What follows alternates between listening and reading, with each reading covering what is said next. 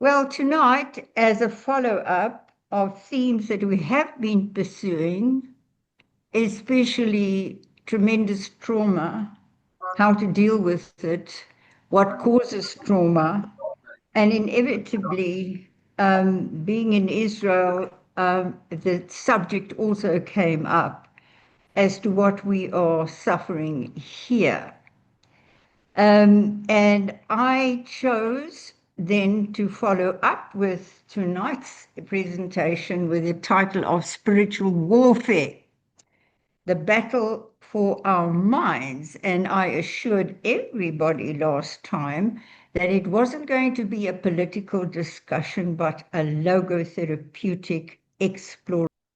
Because, a thought just came to me, and this is the glory of logotherapy, that it actually states that there is truth, there is ultimate truth.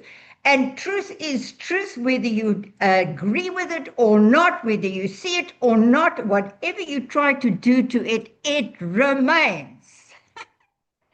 And it's always like Frankl said, right, ultimate meaning is beyond the limitations of human grasp, because it's infinitely greater than we are. Like he said, ultimate meaning necessarily exceeds and surpasses the finite intellectual capacities of man.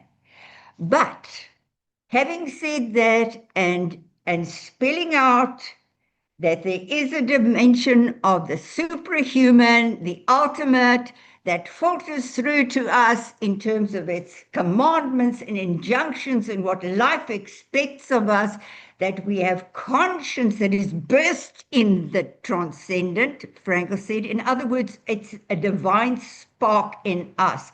Our ability to know the truth, to come to know it. We may not encompass, and we never can encompass it in its entirety. And thank God, because if we do, we will become like these fanatical ideologies that said, we have the truth and the only truth, and nobody that believes in our truth would be acceptable, and they're out of the pale. Thank God that truth is always greater than we are.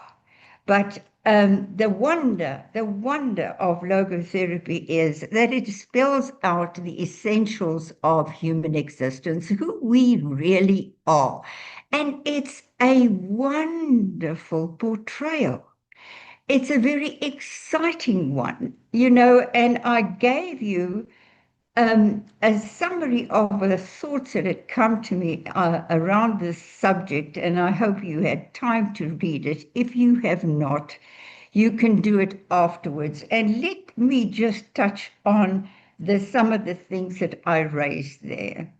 The fundamental fact that we have what Frankl called the unscathed human spirit. What does that mean? It is that we are always free to think, to evaluate, to come to a conclusion, and we can correct our mistakes. We learn and we grow in wisdom, but we are to be, as Frankl said, open vessels. That is so extremely important, that we search for meaning.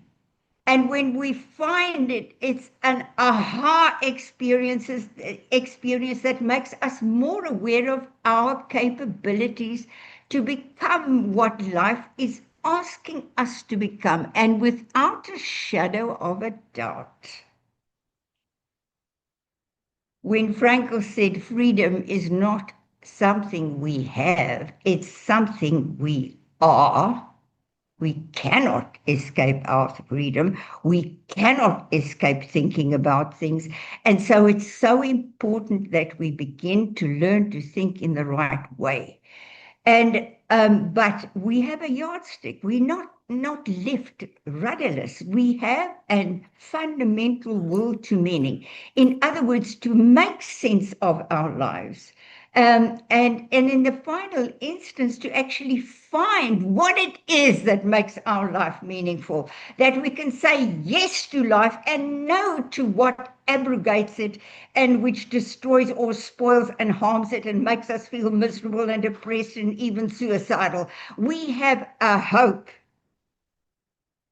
that Frankl expressed in faith in the unconditional meaningfulness of life. Life is sacred.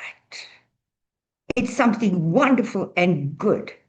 And that's the goodness. And the no that we have to say is to what spoils it. And the whole scene plays itself out in our relationships with each other. And so I was very actually quite wonderfully excited about the fact that when I contemplated what the fundamental principles of logotherapy truly are in terms of a moral constitution, that it fell so absolutely and awesomely within the parameter of the Ten Commandments. And remember what Frankl said, even though those Ten Commandments, are questioned and people have overthrown it and what have you, and we're back to where we were in the Garden of Eden, where we said, when we fell temptation to the question, did God really say? Can make your own laws, for heaven's sakes. You could work things out, and all that happened is chaos and arrogance and haughtiness and conflict and strife. And it's therefore quite wonderful to look at the logotherapy principles in terms of this eternal, timeless constitution that works for every man over all time. And the first is, of course, that conscience is birthed in transcendence, which means, like Frankl spoke about the unconscious God, that we intuitively know what is right and what is wrong. That what is right is life enhancing, and what is not is what is damaging to the sacredness of life. And that we all know that we have to give an account before something or someone other than ourselves. We've been confronted with an awesome call upon our lives that we are to respond to in this way, keeping life sacred, especially as we then will see in these commandments how we relate to one another. And in like the second commandment, then, that we're open vessel, that we're not to close ourselves off from learning a spiritual growth. I mean, can't you all testify to this fact that that wisdom is something you gain through your life experiences, through becoming more mature in your thinking, through having evaluated things and coming to conclusions that make sense. And the greater your wisdom, the more you gain in moral stature. Like Frankl said, we all should reach towards the echo homo level of being, that we can say, behold this man. Wow, what a role model. What an example to emulate. This is what I want to be. This is what I want to become. This makes sense to me. In comparison, and you look at the small-mindedness and the bigotry and the fanaticism and the prejudice and the bias and a hateful, you look at those people and say, that's not what I want to be. God, that's not what it should be. And as I said, logotherapy was birthed before the Holocaust, but it was tested in the fire of its affliction to come forth as the pure truth that we, through experience, learn very, very sharply that this should not be. This is wrong.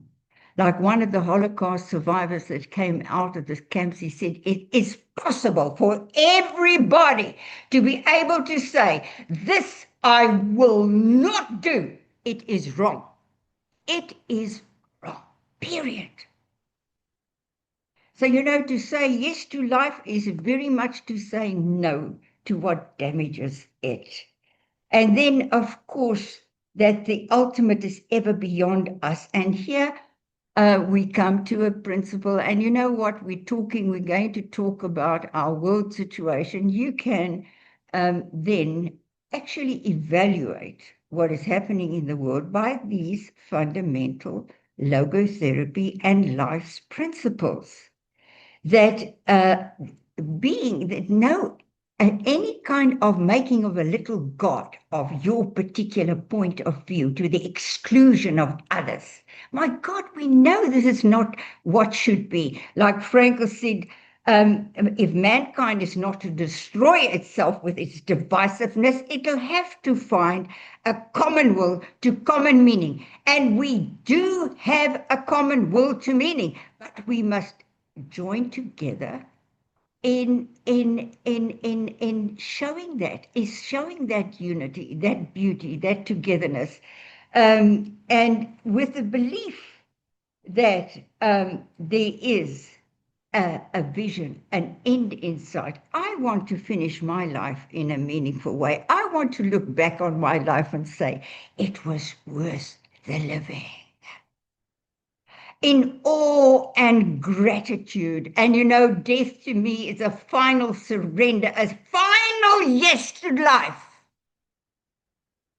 I know, like Job said, I know that my Redeemer lives, and even though on this side, the worms may eat up my body, I will see what I have been reaching out towards in after my death. It's incredible. We are meant to actually overcome everything that destroys life. So, in other words, the final thing to overcome is death itself. But how do we do it? Not through survival instincts, not through trying to change this world in the way we think it should be run, and then have a world possession through a tyrant domination of it. It's in this ever-growing awareness of the beyond that is greater than ourselves. It's a faith. We overcome by a faith, not by might nor by power, but by faith. Okay? So, the last of the five commandments is actually so fantastic because saying how we should be in awe of what is greater than ourselves and remain open to it and not close ourselves to it and never put up little false gods that we enforce upon somebody else. Like Frankl said, if religion is to survive, it has to be profoundly personalized. You can never force somebody to believe like you do. Religion is to evolve in a true religion in its own time and in its own way for each person. So, this is our compassion, our love for each other. We don't condemn somebody that knows what we think less than we do. There are always people that know more than I do. So, really, let's combine all, like Frankl says, these various perspectives to come to the glory of the discovery of the unity of purpose that we can have. And this is actually the call of our times, as we shall see. But the last one is an education towards responsibility. Honor your father and mother, that your life may be long in the land that the Lord God gives you. What Frankel felt was the decision he made not to leave his elderly parents, and he went through the entire uh, costly choice of the Holocaust, but came out so refined and so sharp in being able to educate towards responsibility. And so, the last commandments are actually now a reflection of whether we got the first part right. Because if we get the first part right, and we're open and loving and inclusive and seek only the good of others, and we seek, we serve, we give ourselves to causes that are good, and we enjoy the beauty and the harmony that we can have, and the glory of our world. All the rest of it, Isak is going to talk to us about the wonderful healing properties of nature. Yes, yes, yes, to be open to all of that. But then how do we translate that then in what Frankel said? And these are the two fundamental principles of logotherapy, that he said what we all need is this kind of faith. This is the first part, in the unconditional worth and meaning of life. That there is a truth, and the truth is something that actually encourages you to become more and more free from fears, from misperceptions, from all the things that have crowded into your minds, because as we see in the final analysis, it is a spiritual battle. It is. It's not easy always to know what is the right thing to do, but boy, if you do it, what growth it causes. It's got transformational effects because you become more what you were created to be, okay? And it's wonderful that we've been created to find the truth and to realize it. Like Frankel said, the heart is restless until, okay. So here, the five principles, the education towards responsibility is what? And that and look at these principles now, because it's an entree into what we are facing in the world today, which actually shouldn't. It's very dramatic, and in many ways traumatic, but actually it's a challenge that, if you see it in the right way, is tremendously exciting. Let me get to it. We will not murder, and in other words, sanctify the right of anyone to kill others in the name of some or other twisted cause. Okay? And we will not commit adultery. In that means intrude. And I want you to remember October the 7th, because there was wanton murder, okay? And not only wanton murder, a delight in it, a filming of it, a glorification of it. There were those that invaded the terrorists, and also civilians. Okay, also civilians that follow the Hamas terrorists, and sent messages back to their parents. I've killed 10 Jews already, as if it's a prize and an achievement. My God, listen, isn't it time for us to say no? And this to intrude into the private spaces of human bonding in marriage and family life. My God, if ever, I don't know. I don't want to see that film of what was actually captured, that what happened. But we know reports of how we know families were torn apart. and hostages that were taken, and children that were separated from their parents. Please, we know all of that, and what was done to break those family bonds in burning tied up parents in the sight of their children, or children in sight of their parents. For heaven's sakes, I get very angry. Who has the right to steal from others? The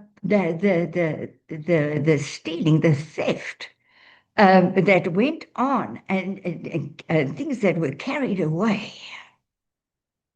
Okay. And defining others, you shall not be false witness. My God. We have never seen, and this is true, and we take note of it. This is what's happening in our time.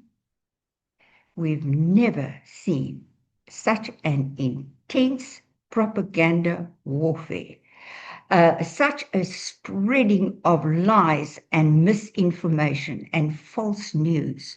There is a tremendous battle on the go.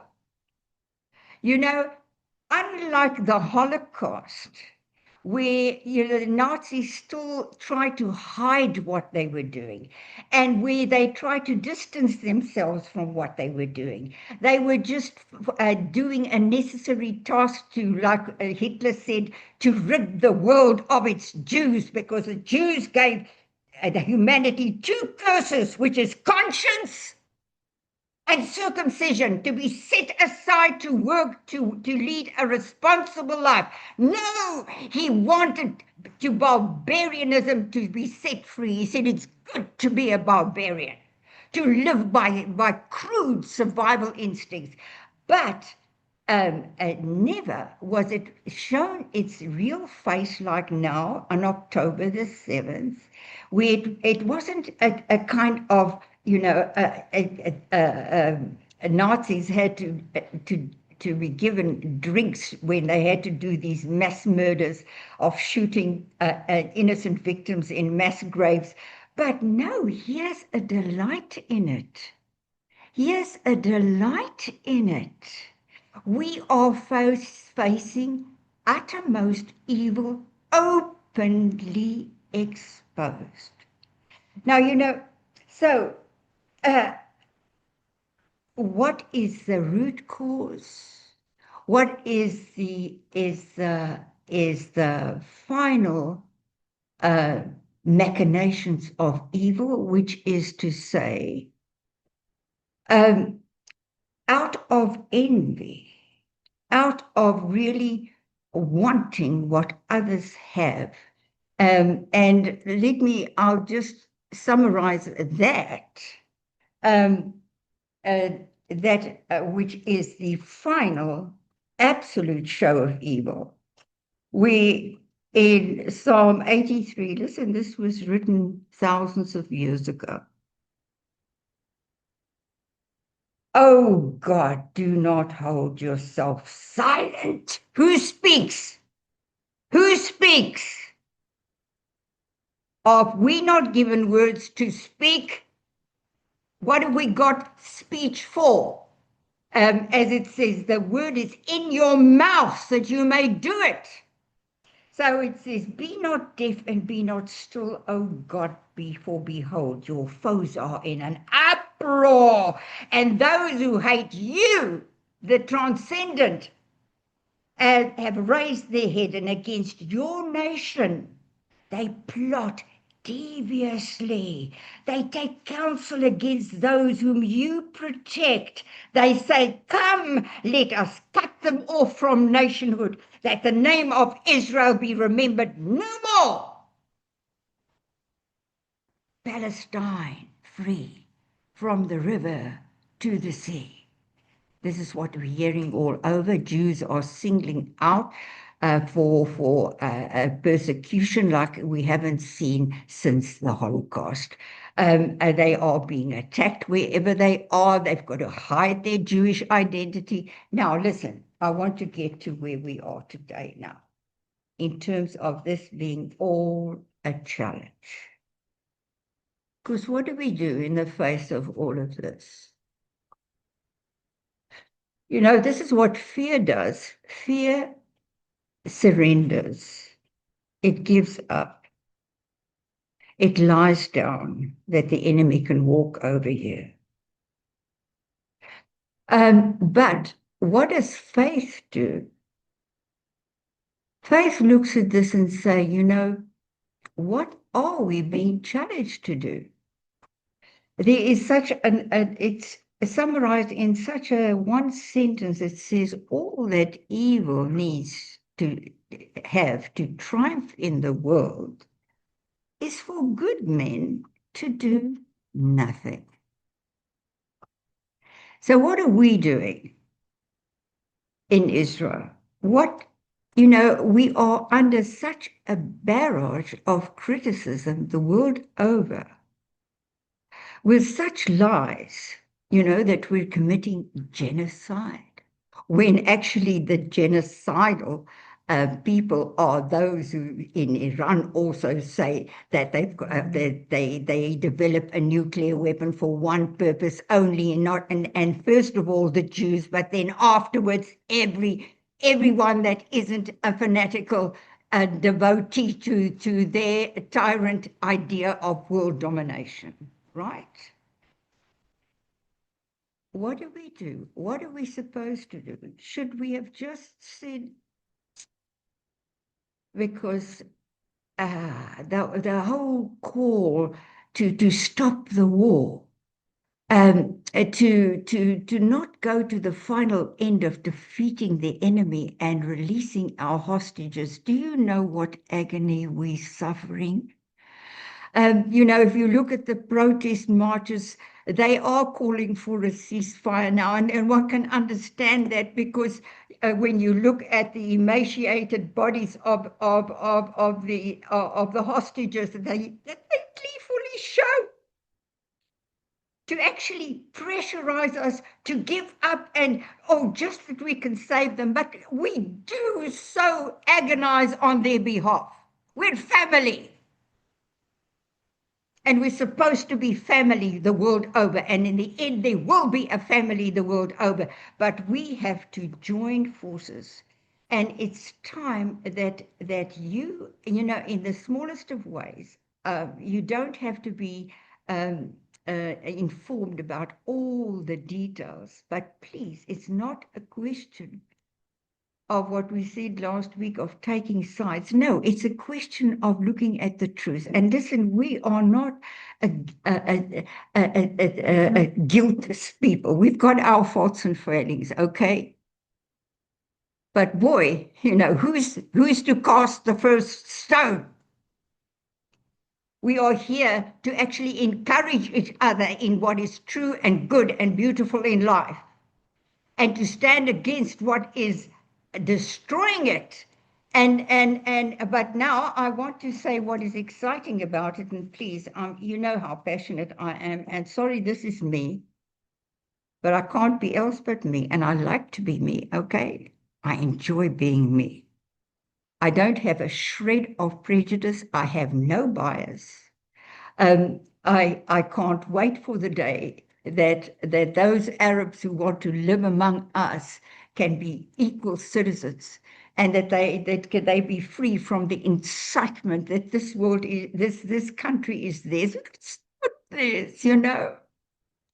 If you go right back into the story when God made a covenant with Abraham, and he said, through your descendants, all the nations of the earth shall be blessed, because God says each one has got his own country. And when there was this upset of Ishmael, God said to Hagar, don't cry. I've given him 12, like the 12 tribes of Israel. The 12 dominions that I'm giving to Ishmael. They are Arab countries. This is not an Arab country. It's a Jewish homeland. And I've got an Arab lady who works for me, and every time she comes, we hug and we kiss each other. We love each other. I have no prejudice, but boy, I am very clear on the truth. So the challenge really is, and as I said, if you look at the whole story, not just our personal lives, that we are to watch out for any form of bigotry and haughtiness that we can have, or bias and prejudice, because if you don't stop it, it will grow and it'll grow and it will turn into hatred and vengefulness, and you become a very ugly person. Okay, but the choice is yours. Like Frankl said, what you choose is what you become. So just like there is a personal story, what about the human story? What about the whole history? It's such an exciting story, actually, and it does. I'm sorry, but it does evolve around the Jews. It's what if they are the people that God had chosen to show the world that they are chosen too, but through God's holy commandments. If you live by it, you prosper. If you don't, you bring disaster upon your own head. And therefore, it's if you look at the whole human story, that why, after every generation, there's a book called by a historian called Vistrich, the longest hatred. The longest hatred is against the Jew. And the lethal obsession is in another book of his, is about this obsession to rid the world of Jews. Why? That mankind can just go on lawlessly, do what they want with no accountability to anybody but themselves, and that's why there isn't Israel. We survived it all. In all those, the prophet Daniel was given a vision of an image with a head of gold. That was Babylon, the first destructive force against Israel, and caused its dispersion. But there was the breastplate then of silver, which is a lesser metal than gold. That was the Persian persecution of the Purim story of the effort of Haman to destroy all the Jews. Okay, but then there was the hips of brass, which was the Greek Empire. And the Hellenism that also threatened to swallow up what the Jews were standing for, and where the pig was slaughtered on the altar of the temple, and Jews cleansed the temple, and the miracle of the oil burning for 8 days that we celebrate here in Modi'in, because this is where the Maccabees that did it actually came from. So, and then to the legs of Rome, the Roman occupation, right? And that caused the worldwide dispersion of the Jews, right? We were exiled from the land because we did not live up to what we should be. But God didn't give up on us. He said, I will refine you as silver is refined in the fire without destroying you. You come out of this purer and more refined and more critical and more of a moral people than ever before. And so it is. So it is that the image ends with, here we go, with feet of iron and clay. It can't hold together all the factionalisms of our days, this terrorist organization and that one, and this accusation and that one. It can't hold together. It's falling apart. And that there's this wonderful prophecy of God said, I'll bring all nations against Jerusalem to battle. But whoever tries to move her will be crushed by her. By what? By truth. the stone which the builders at the time rejected, but which is the head of the corner. And that stone is what hits those feet, and they come crushing down. So to me, this is a very exciting time that again we are singled out as a nation for such condemnation, like you can't believe, the most incredible lies. Now the newest thing that as we committing genocide, when we try our best every war, we are the most moral army in the world, where we send out pamphlets and phone people and to get them out of harm's way. What kind of, we damage our security in doing that, but this is what we do. Safe zones. We try our best. And all the food aid and what we give, we don't want to, like, Golda Meir said, the day that the Palestinians love their children more than they hate ours, there will be peace.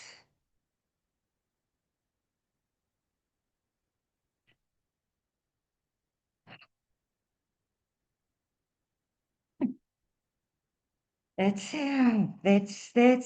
really it. You've heard my heart, but it's one that is very, very inspired. And we don't need to always talk about these very big issues, but it's exciting if we do. And we can see what is happening, that why is there such a great onslaught right now? Because there's another great breakthrough to happen. I absolutely believe that the Holocaust came about because the Jews started returning to their land. It was an effort to stop them. And now it's an effort to stop us taking possession of our entire territory, like we have to do as individuals. There's such a wonderful saying that evil says, no, humanism says, what is yours, and what's mine is mine. Divide the land between the two peoples and there be peace. Evil says, what is yours? What is mine, but what is yours is mine also. But what we say here is, what is yours, and what is mine is yours also. You are welcome among us, only don't plot our destruction. Okay. All right. Over to any comment. Forgive my passion. Okay, Teria.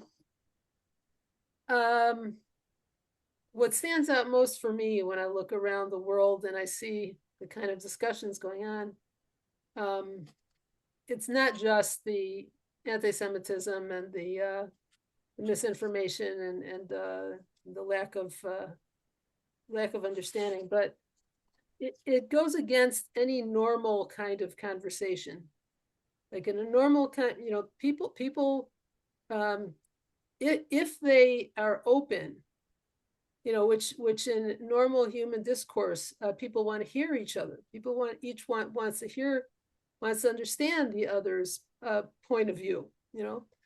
And the trouble is that's not possible here, because we're not talking about 2 points of view. We're talking about, as you mentioned before, an inability to see reality as it is. And when you have good against evil, then people will just say, what are you talking about? Each side will say they're the good and the other one is the evil, right? So the only way you can counter that and see the truth is if you look the truth straight in the eye. If you hear the women who say they have been raped and believe them, which in any other situation in the world they would be believed, right? If you hear the stories about the babies being burnt in the ovens, and you don't turn a blind eye and say, oh, the IDF does the same thing, which everybody knows is garbage. So we know it's garbage, but Frankel said you have to be able to see reality as it is. And this is why it's a logotherapeutic issue and not political, because when you start calling it political, then you forget that there's a reality that you have to see before you can start to talk about anything. And that's why I asked last time, where do people get their news? Because that's where it starts. And if people get their information from places that give them falsehoods and lies, and they believe the falsehoods and the lies, then they're not going to see reality as it is. And you can't even begin to have a conversation.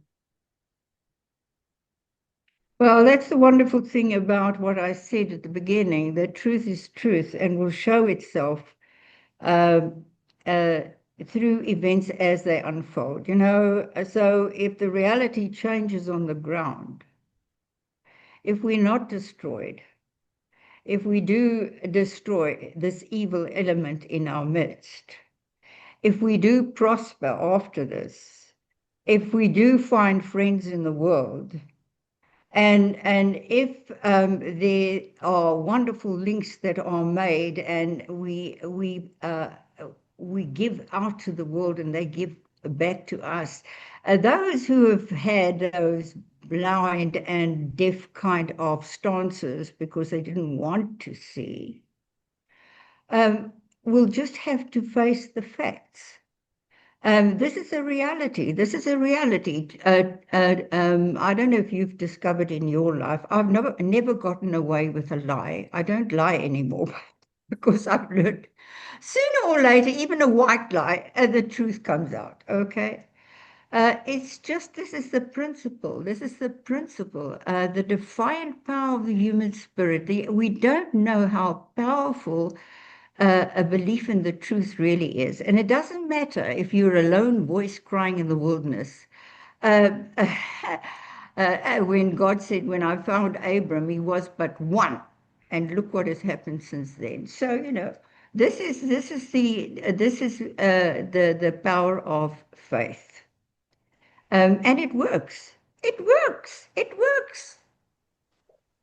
Okay.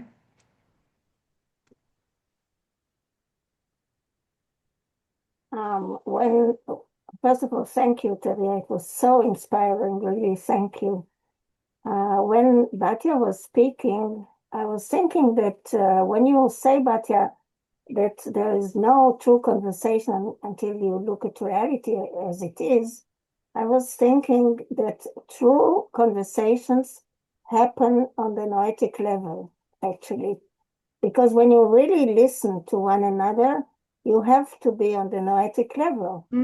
Otherwise, you are in the psyche level and you are always having opinions that you can endlessly contradict the other opinion. That's not for the mind, like you said, Teria. You cannot achieve it by the mind. And when you were talking, I was thinking that I always bring this little bit of a Chinese poem of a Chinese wise man, that it goes just in the end, it goes like that, as to what we talk about the noetic dimension. It goes like, words exist for the meaning. When you get the meaning, you can forget the words. And then it goes on, I wish I would meet a man who has forgotten the words so I can have a wonderful conversation with him. You understand? Oh, absolutely. Absolutely. And this is the imperative is to, because like Frankel said, we are spiritual beings. So we have to come to the level of the noetic. We've got to spiritualize what the crude instincts on the physical level. Get our sexuality, our hunger, our everything under a masterful control. And like Frankl said, it's only love that makes sex human. But on just a pure physical brute level, there's nothing beautiful about sex. It's just sheer rape. So, and the same with, the psychological, like you say, endlessly looking for this and that and the other alternative and this emotion and that, and being thrown like, waves tossed about in the sea. The clear, the will to meaning is very powerful. It's the unconscious God in us. It's a relatedness to the divine. If you cooperate with life, if you say yes to it, you grow spiritually. You come to the level of such openness and love towards everyone, except for those who abrogate that very principle. Why do we do logotherapy? Why do we want to heal? Because people have been wounded by very wrong behavior, very wrong events in their lives that left them with such miserable feelings about themselves. And but look how strong that healing power is when the person begins to understand, but this is not me. What happened to me doesn't define me. I can look at this reality and I can overcome it. Even if I don't completely overcome it, even if the wounds are so deep, I can live a life of triumphant meaning despite it. Wow, that is openness. And then we have to, it's so sad, it's actually so tragic, because we all created with that ability, that there are those that go, I believe we have to confront, and we have to bring evildoers to book, because who knows, might still be a chance to win them over, among some of them, right? But if we allow them to do what they do without any objection, or even try and condone it, or we're afraid to stand up against it and we try and appease it, it's not going to work. Yeah. Yeah.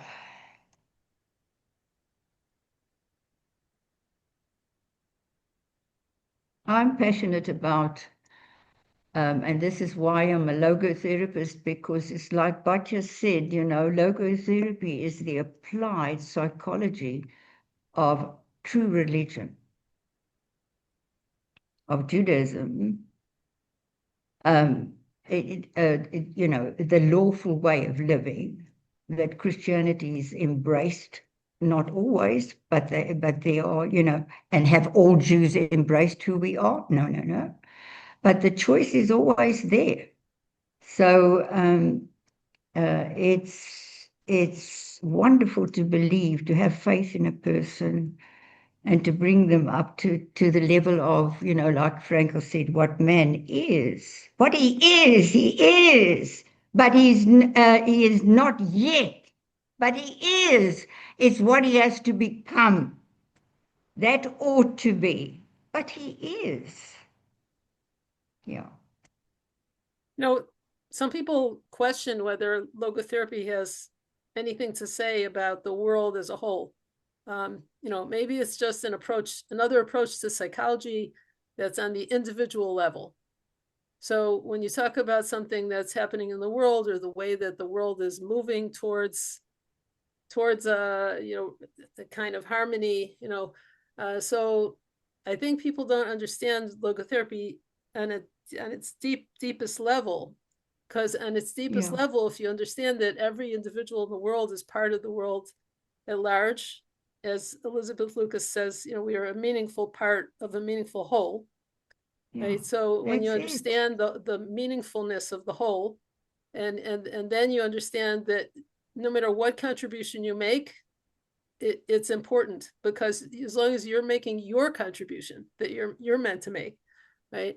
And so when you start with accessing the noetic dimension inside yourself, then and you banish any kind of evil tendency in yourself, and you see that as something that spreads out to the rest of the world as a whole, then you want to banish evil in the world too. You see it as the ultimate goal is that you want there to be good in the world.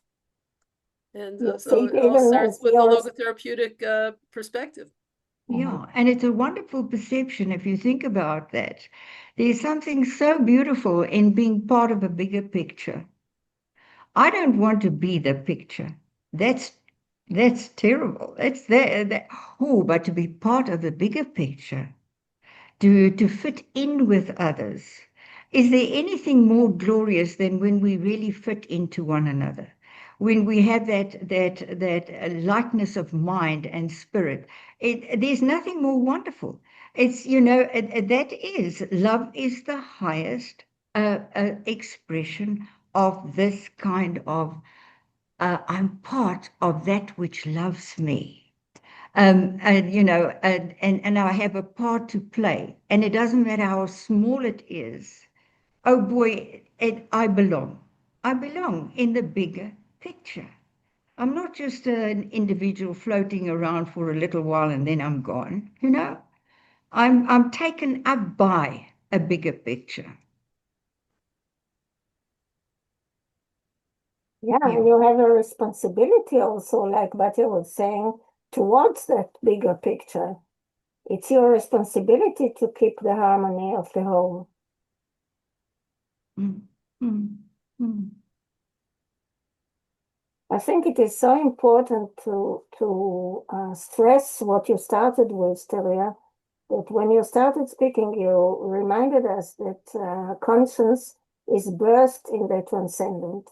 And I think that is the whole thing, that we can't just decide on our own laws, like you said. We have to listen to what our conscience is saying, which is actually what the ultimate meaning is saying. Yeah. And I want to remind us all of the metaphor that Frankl gives to this, that the conscience is burst in transcendence with the navel, that he says the phenomenon, just as the phenomenon of the navel cannot be understood without its origin in the mother, so the conscience cannot be understood without its origin in transcendence. So Exactly. it's a totally different perspective on what is wrong and what is right. It doesn't have to do with opinions. Truth, like you said, truth is truth, and nothing and no one can just destroy it. Yeah, that's so wonderful. It's what Frankl spoke about. We need to regain our basic trust in life. That pre-moral self-understanding. It's a self-understanding. I think that anybody, I remember so well what Maslow said when he was a avowed behaviorist, that thought that we just formed by influences of hereditary and environment. But he said when he held his first baby in his arms, he could no longer be a behaviorist. And the experience of a newborn, I watched my granddaughter being given birth to. And the amazing thing was that unlike most babies that come out with their eyes shut, her eyes were wide open. And it was always such an experience that I had with my own children, that they come out questioning, almost open to the world and wanting to know it and wanting to be included in it, and how babies respond to real love and watch them when they don't. It's there, it's so fundamental and it's so beautiful and it's to be so treasured in each other also, that we should not damage one another in the least of ways by ugly criticism or angry remarks or condemn, a kind of condemnatory attitude towards or competitiveness with each other. Oh my God, please, please, that's the no, no, no, no. Oh, what Frankel said, how the commandments come to us in myriads of ways in every moment of our lives. Yeah.